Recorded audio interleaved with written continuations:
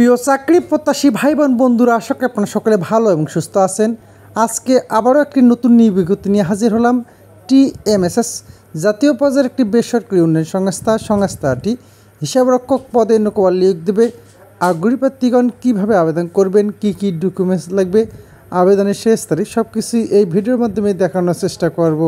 দয়া করে ভিডিওটি প্রথম থেকে শেষ পর্যন্ত ধৈর্য ধরে দেখবেন।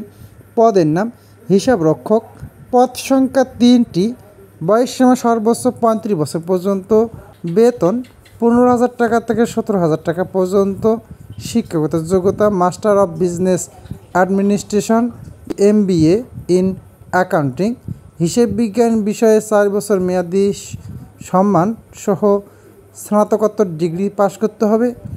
অভিজ্ঞতা সংশ্লিষ্ট কাজে 1 বছর কাজ করা বাস্তব অভিজ্ঞতা থাকতে হবে। কর্মস্থল প্রধান কার্যালয় Dhaka. Workplace work at office.